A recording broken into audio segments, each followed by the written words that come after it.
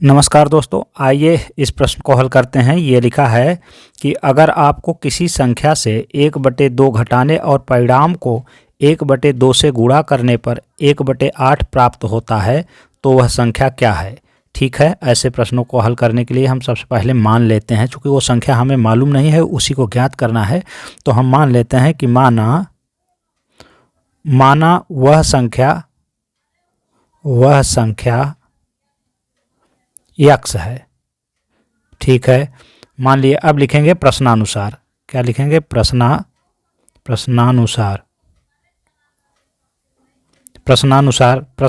जो कह रहा है वो करते चलिए, देखिए अपने आप प्रश्न हल हो जाएगा। तो लिखा है कि अगर आपको किसी संख्या से 1/2 घटाने, तो संख्या हमने क्या मान रखा है? यक्स।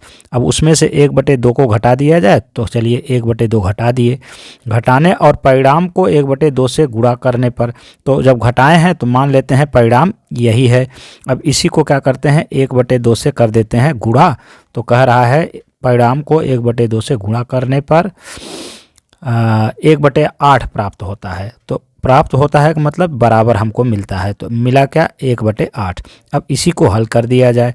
तो इसको हल करने का हम क्या है तरीका ये अप्लाई कर रहे हैं। लिखेंगे आगे कि या यक्स माइनस 1/2 ऐसे ही रहने दिए, और इस 2 को क्या कर देंगे? ऐसे तिर्यक गुणा कर देंगे, इस तरफ चला जाएगा।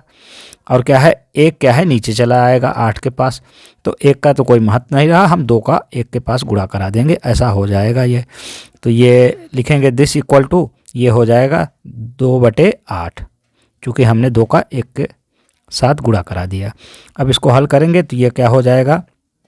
लिखेंगे या यक्स माइनस 1/2, और देखिए ये इसको हम ऐसे भी कर सकते थे कि 2 1 का 2 और 2 चौके 8, तो ये बराबर हो गया है 1/4 के। ठीक है, इसी वाली बात को हम इधर हल कर लेते हैं। तो लिखेंगे या यक्स यहीं पे छोड़ देंगे, और चूँकि इसका मान निकालना है, और 1/4 लिखा है उस तरफ, और इधर से क्या है? यहाँ पे देखिए आप क्या है, ये है आपका माइनस 1/2, और इसको कर देंगे पक्षांतर। तो कर देंगे तो वो हो जाएगा प्लस 1/2। अब इसको हल कर लेते हैं। तो ये क्या हो जाएगा?